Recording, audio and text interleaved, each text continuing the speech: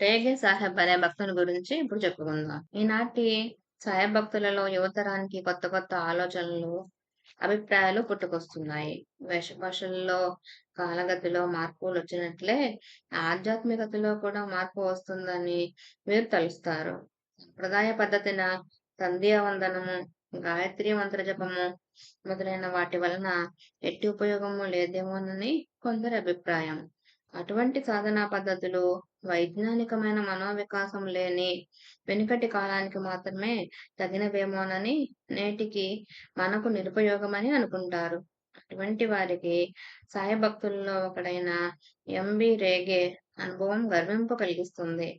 ఇందోర్ హైకోర్టులో జడ్జిగా పనిచేసి రిటైర్ అయిన ఎంబి రేగే బాబా ప్రీతికి పాత్రుడైన భక్తుడు.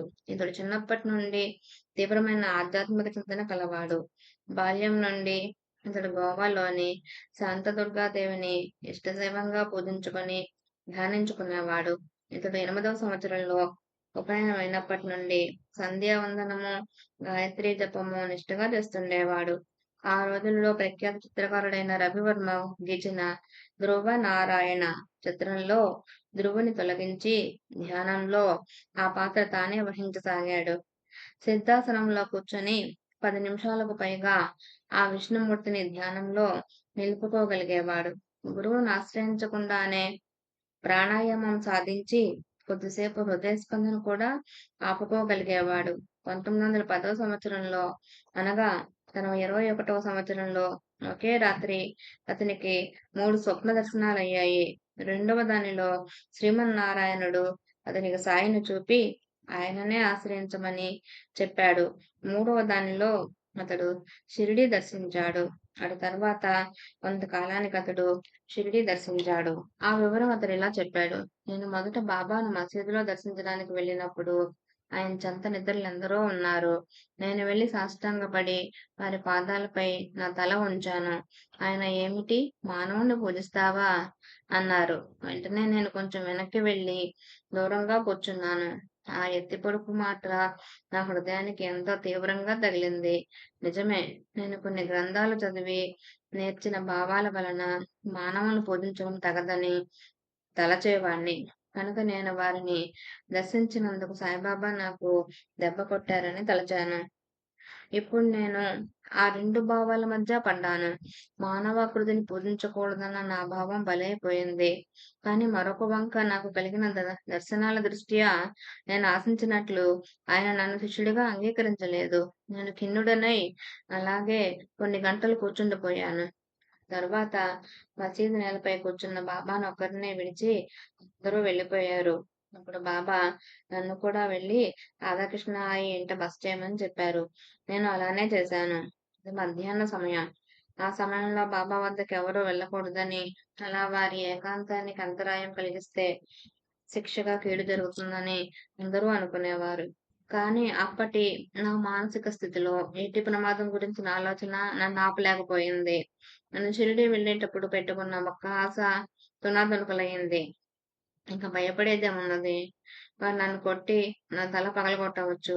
కొడితే కొట్టని అనుకుంటూ ఆయనను సమీపించాను. నేనింకా కొన్ని గజాల దూరంలో ఉండగానే ఆయన ఆదరంగా తమ దగ్గరకు రమ్మని సైగ చేశారు. నేను ధైర్యం తెచ్చుకొని వెళ్ళి ఆయన పాదాలపై తల వంచాను. ఆయన వెంటనే నన్ను కౌగిలించుకొని తమకు దగ్గరగా కూర్చోమని చెప్పి, నీవు నా బిడ్డవు. ఇతరులున్నప్పుడు మేము బిడ్డలను దూరంగా ఉంచుతాము అన్నారు. ఉదయం ఆయన నన్ను ఎందుకు నిరాకరించినట్లు గుర్తించారో అర్థమయ్యాక నా పట్ల వారికున్న గాఢమైన ప్రేమను తెలుసుకున్న నా హృదయం కరిగిపోయింది. చివరకు వారే నా రక్షకుడు, గురువు, దిక్కు అని గుర్తించాను. రాధాకృష్ణ ఈ రేగేను కన్నబిడ్డ వలె చూసుకునేది. అతడు షిరిడీలో ఉన్నంత కాలము ఆయికి నిత్యము బాబా 2 రొట్టెలు పంపేవారు. ఆమె సాంగత్యం వలన ఇతడు కూడా షిరిడీలో తన కాలం అంతటినీ సాయి సేవలోనూ, నామజపంలోనూ గడిపేవాడు. ఆమె వల్లనే అతడు కూడా భగవంతుడు ప్రసాదించిన తన మధురమైన కంఠాన్ని భగవంతుని కీర్తనలు పాడుకోవడానికే వినియోగించుకునేవాడు. తన స్మృతులు ఇంకా ఇలా చెప్పాడు. నేను ఒకసారి షిరిడీ వెళ్ళి ఎప్పటిలాగే రాధాకృష్ణ ఇంట ఉన్నాను. మధ్యాహ్న సమయంలో మసీదులో తామొక్కరే ఉన్నప్పుడు బాబా నన్ను తీసుకురమ్మని మనిషిని పంపారు. తర్వాత ఆ వ్యక్తిని అక్కడి నుండి పంపివేసి నన్నెంతగానో ఆదరించారు. నన్ను దగ్గరగా కూర్చోబెట్టుకొని, కౌగిలించుకొని, నా ఘనాకారం తాళం చెవి నీ చేతిలో ఉంచుతున్నాను.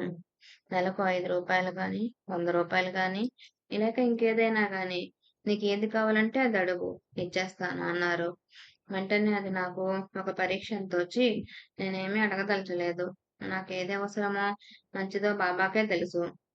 అది ఆయనే నిర్ణయించి ఇవ్వడమో, ఇవ్వకపోవడమో చేయాలి. నేను అడగవలసిన పని లేదు. నేనేమి అడగడానికి ఇష్టపడడం లేదని గమనించి, వారు నా గడ్డం పట్టుకొని ఏదో ఒకటి అడగమని బతిమాలారు. అయితే నేనేదడిగితే అది ఇస్తారా? అన్నాను. ఆ! ఇస్తాను అన్నారు. అయితే బాబా, ఈ జన్మలోనూ, ముందు ముందు రానున్న జన్మలన్నింటిలోనూ మీరు నన్ను విడవకూడదు. మీరు నా చెంతనే ఉండాలి. ఇదే నాకు కావాల్సింది అన్నాను.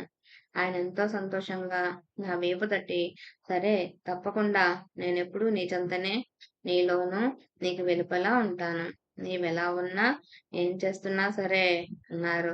నేను చెప్పలేనంత సంతోషించాను. అప్పటినుండి ఆయనెప్పుడూ నా చెంతనున్నట్లు అనిపిస్తూ ఉంటుంది.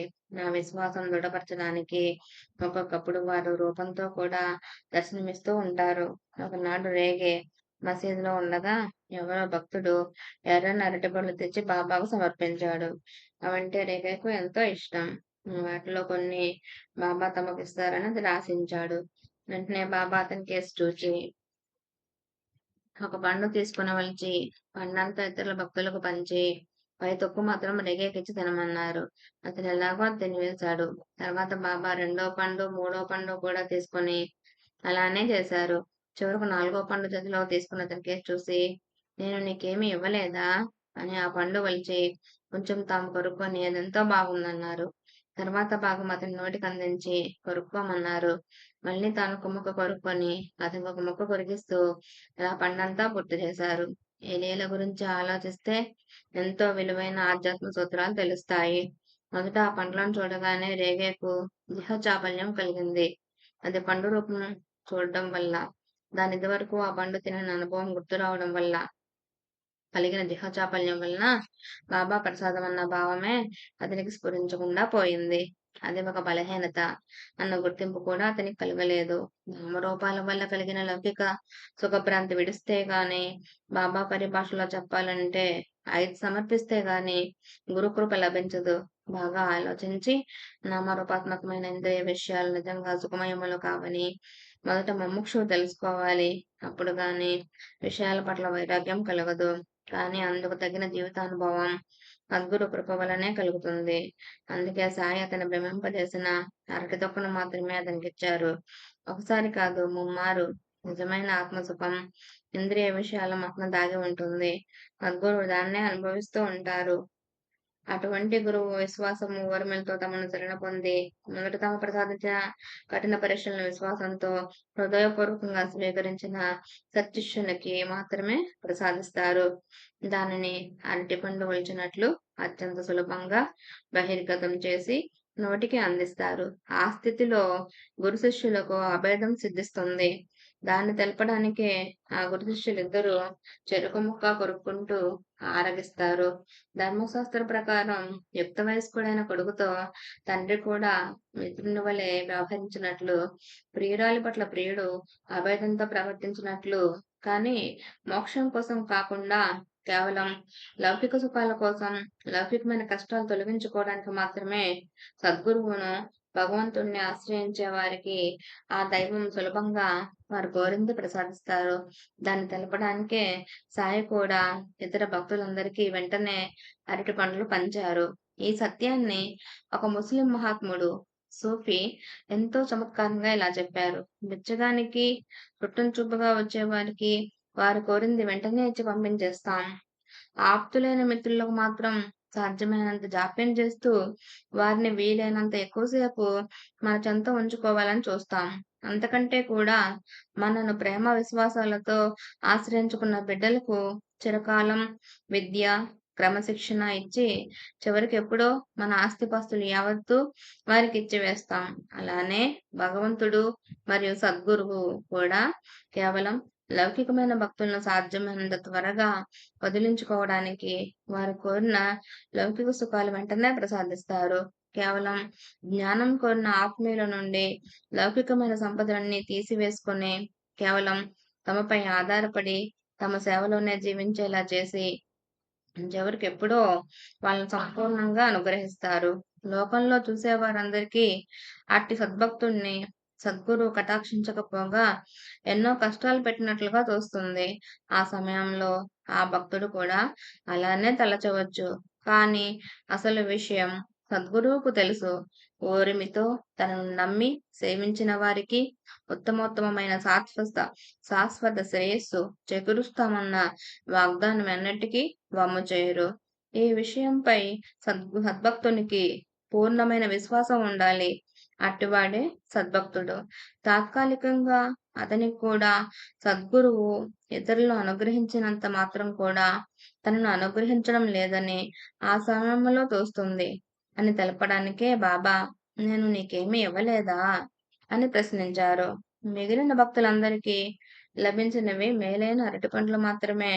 వాటిని ప్రసాదించినది సద్గురువే కావచ్చుగాక, కాని భక్తి విశ్వాసాలతో అచంచలమైన ప్రేమతో ఆయనేమి ప్రసాదించినా సంతోషంగా తీసుకున్న రేగేకు మాత్రం సాయి ప్రసాదం లభించింది. అంతేకాదు ఆ సద్గురువు ఉచ్చిష్టం అనగా ఆయన తినగా మిగిలినది లభించింది.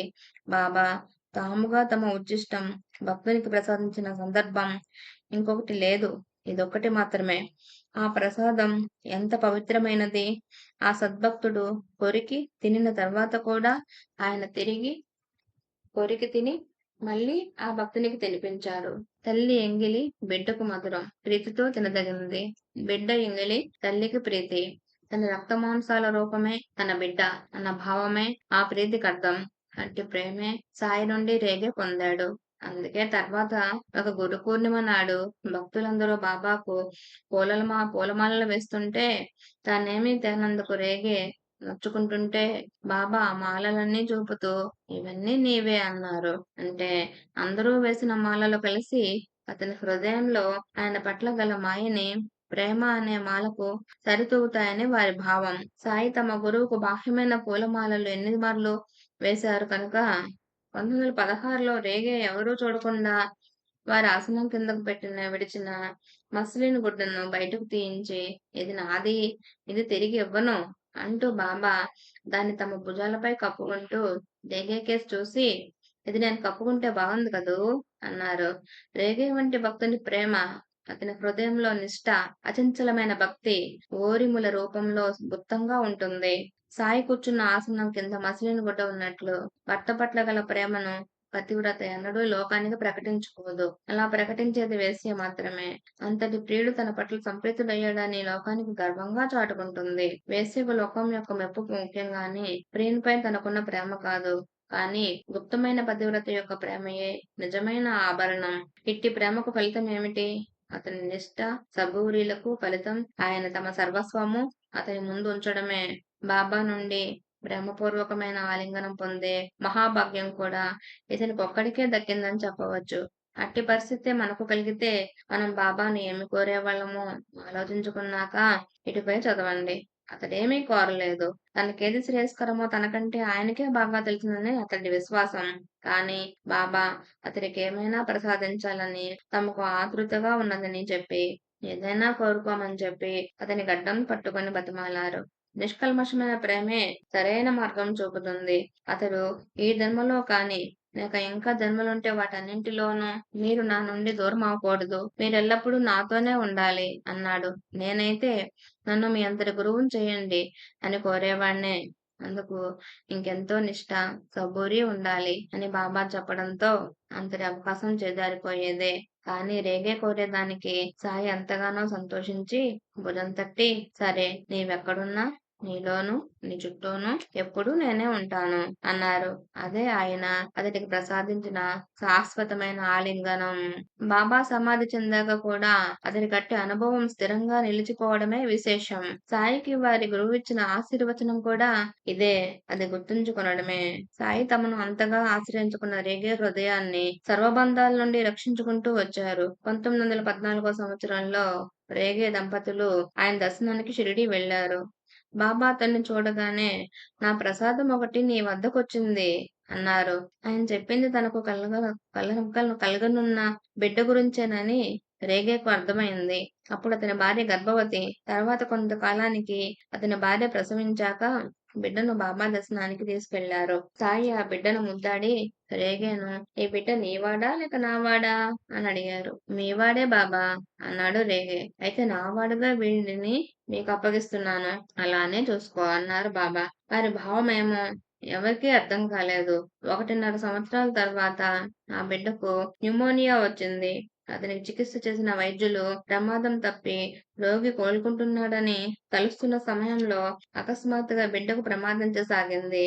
రేగే వెంటనే అతన్ని పూజ గదిలోకి తీసుకెళ్లి బాబా పటం ముందు కూర్చొని, బాబా ఈ బిడ్డ మీవాడు కనుక బిడ్డను తీసుకొని మీలో అతనికి ఆత్మశాంతిని ప్రసాదించండి. స్థూలంగా ఇతడు జన్మించడానికి నిమిత్తమాత్రుడైనందుకు అతడి కర్మను నేను తీసుకుంటాను అని ప్రార్థించాడు. తర్వాత రేగి ఆ బిడ్డ తలపై తన చేయి పెట్టగానే ఆ బిడ్డ ఎంతో ఆనందంగా చిరునవ్వులు ఒలికించాడు. తక్షణమే అతడు మాడు బుస కొట్టిన శబ్దంతో లోపలికి పిలుచుకుపోయినట్లయి అతను ప్రాణం విడిచాడు. అంటే అతడు మహాయోగి వలె తన బ్రహ్మరంధ్రం గుండా ప్రాణం విడిచాడన్నమాట. భార్య బిడ్డలు ధనములపై మోహాన్ని జయించడం అంటే ఇదే. కొద్ది నెలల తర్వాత రేగే షిరిడీ వెళ్ళినప్పుడు బాబా అతన్ని చూపి ఒక భక్తునితో ఇతడెవరు, ఎక్కడుంటాడు అన్నారు. ఆ భక్తుడు ఇతడు రేగే, ఇండోర్లో ఉంటాడు అన్నారు. బాబా కాదు, నువ్వు చెప్పింది సరికాదు. అతడెప్పుడూ ఇక్కడే ఉంటాడు. నేనెప్పుడూ ఇతని చెంతనే ఉంటాను అని మళ్ళీ ఇతనికి బిడ్డలు ఎవరైనా ఉన్నారా అన్నారు. అతడి భక్తులు లేరు బాబా, అతనికున్న ఒక్క బిడ్డ ఇటీవలే చనిపోయాడు అన్నారు. వెంటనే బాబా చనిపోవడమా? కాదు కాదు, ఏం జరిగిందో నేను చెబుతాను. ఆ బిడ్డ నావాడు. ఇతడు నా బిడ్డను పెంచడం మాత్రమే జరిగింది. ఒకరోజు ఇతడు ఈ బిడ్డను శాశ్వతంగా మీ వద్దనే ఉంచుకోండి, అతని కర్మ నేను అనుభవిస్తాను అన్నాడు. కనుక నేను ఆ బిడ్డను తీసుకొని ఇక్కడ ఉంచుకున్నాను అంటూ తమ హృదయం కేసి చూపించి అతడిక్కడే శాశ్వతంగా ఉంటాడు అన్నారు. అంటే ఆ బిడ్డకు మోక్షం అనుగ్రహించారన్నమాట. ఈలోగా రేగేకు మమకారం చుట్టుకోకుండా జరగనున్న దాన్ని తగు రీతిని నిగూఢంగా హెచ్చరించారు బాబా. భక్త్యావేశంలో మయమరచి మనమందరం సద్గురుకు అనేక సార్లు మన తాహతుకు మించిన వాగ్దానాలు చేస్తాం. కానీ ఆవేశం చల్లారాక సంసార తాపత్రయంతో సిద్ధంగా నడుచుకుంటాం. అయినప్పటికీ సద్గురువు మనను పూర్ణంగా అనుగ్రహించాలని, మనమందుకు అర్హులమని భ్రమిస్తూ ఉంటాం. కానీ రేగే ఏమాత్రమూ ఆవేశపడకుండా స్థిమితంగా, హృదయపూర్వకంగా ఆయనకు మాట ఇచ్చాడు. దాన్నే పొడుగునా నిలుపుకున్నాడు. గృహస్థుగా నానాటికి అతడి కుటుంబ బాధ్యతలు పెరుగుతున్నప్పటికీ అతడు లౌకికంగా బాబాను ఏమీ కోరుకోలేదు. ప్రస్తుతానికి, ముందు రాబోయే కాలానికి బాబా తనకు చేసిన ఏర్పాట్లతో సంతృప్తి చెందాడు. ఇంతకు ముందు ఎప్పుడైనా అవసరం వస్తే ఏదో విధంగా అవసరమైన డబ్బు సమకూరుతూ ఉండేది. తన అనుభవాన్ని పురస్కరించుకొని బాబా తమ భక్తులను తగు రీతిని నడిపించే విధానం గురించి ఇంకా ఇలా చెప్పాడు. బాబా తమ సందేశాన్ని మనకు అందించే విధానం 3 రీతులుగా ఉండేది. మొదటిది మెలకువలో మనకు అందించేది. ఏ క్లిష్ట పరిస్థితుల్లోనైనా తన భక్తులు ఒక రీతిని నడుచుకోవాలని సంకల్పించినప్పుడు వారి హృదయాల్లో అందుకు తగిన ప్రేరణే కలుగుతుంది. అది బాబా ప్రేమేనని ఆ సమయంలో స్పష్టంగా అనిపిస్తుంది కూడా. ఆ ప్రకారమే నడుచుకుంటే చాలు. అదే శ్రేయస్కరమైందని జీవితానుభవాలన్నీ నిరూపిస్తాయి. ఉదాహరణకు, నేను ఆయి ఇంట్లో కూర్చుని ఉన్నప్పుడు ఒక్కొక్కసారి బాబా నన్ను పిలిచినట్లు అనిపించేది. నేను మసీదుకు వెళ్లి చూస్తే సరిగ్గా నా కోసమే ఆయన ఎదురు చూస్తూ ఉండేవారు. కనుక ఆ ప్రేరణ వారిదే. అప్పుడు నాకాయన కొన్ని పాటలిచ్చి వాటికి బాణీ కట్టి పాడమనేవారు. ఆయనకు సంగీతమూ వచ్చు, నాకు వచ్చు. ఇట్టిది బాబా ఇచ్చిన ప్రేరణనని గుర్తించగలగడమే రేగే పరిపాకానికి చిహ్నం. పామరులైతే బాబా ఎప్పుడేమనుకుంటున్నది తెలుసుకోగల శక్తి సామర్థ్యాలు తమకు సిద్ధించాయని భ్రమించేవారే. రేగే ఇంకా ఇలా చెప్పాడు. రెండవ విధానము మనకు నిద్ర, స్వప్నము లేక ధ్యానములలో వారి నుండి మనకు చేరుతుంది. దాన్ని సాక్షాత్కారం అంటారు. అదన్నింటికంటే స్పష్టంగా బలంగా ఉంటుంది. ఇక మూడో విధానం బాబా తమ భక్తుని ఇంకొక వ్యక్తి వద్దకు పొమ్మని ఆదేశిస్తారు. ఆ మూడవ వ్యక్తికి బాబా తమ వద్దకు ఎందుకు పంపారో కూడా తెలీదు. అయినప్పటికీ అతని బుద్ధికి తగిన రీతిని ప్రేరేపించి తమ భక్తునికి తగిన మేలు చేయిస్తారు. ఉదాహరణకు 1912 సంవత్సరంలో ఒకసారి రేగే షిరిడి వస్తూ తనతో 100 రూపాయలు తెచ్చుకున్నాడు. బాబా అతని వద్ద నుండి మొదట 40 రూపాయలు, తర్వాత 40 రూపాయలు, ఆ తర్వాత మిగిలిన 20 రూపాయలు దక్షిణలకు తీసేసుకున్నారు. ఆ తర్వాత ఆయన మళ్ళీ దక్షిణ కోరితే అతడు తన వద్ద పైకం లేదన్నాడు.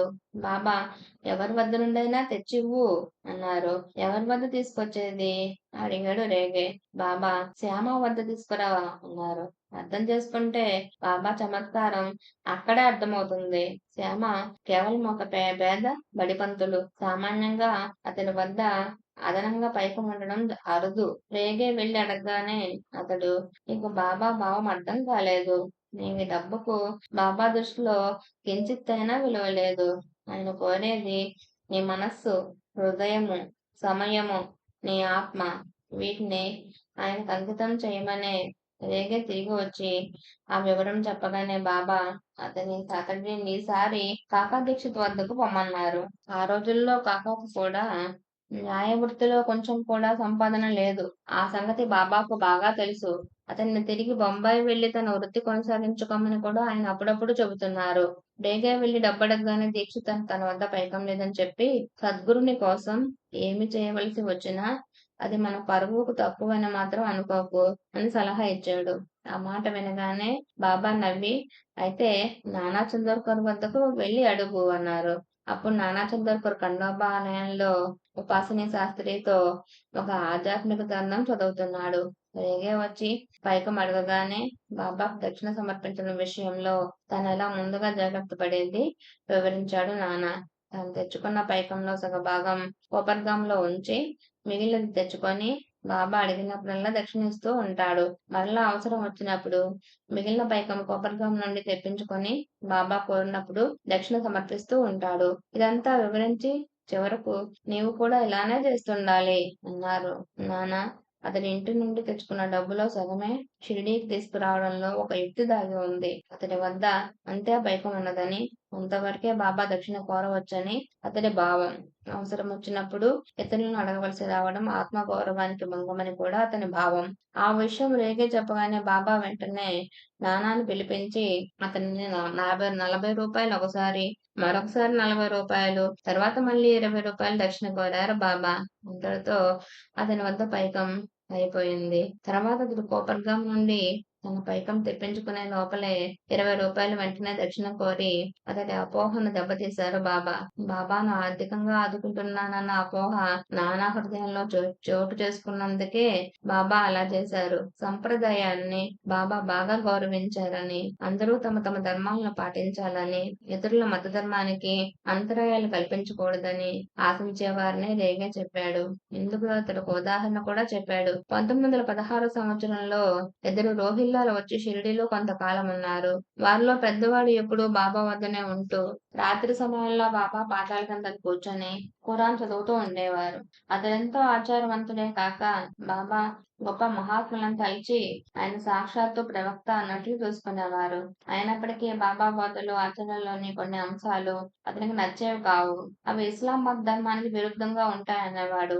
ఉదాహరణకు భక్తులను మసీదులో వాయిద్యాలు వాయిస్తూ ఆరతులు చేయనివ్వడం, ఆయనను దైవంగా పూజించనివ్వడం, ఆలయాల్లోని దేవతలకు అర్పించబడిన నైవేద్యం భక్తులకు పంచడము అతడు అంగీకరించలేకపోయేవాడు. ఆ దేవతలు దుష్ట శక్తులనే అతని భావం. అతడు అభ్యంతరం చెప్తే సాయి చిన్నగా నవ్వి అవన్నీ అల్లాహియే అనేవారు.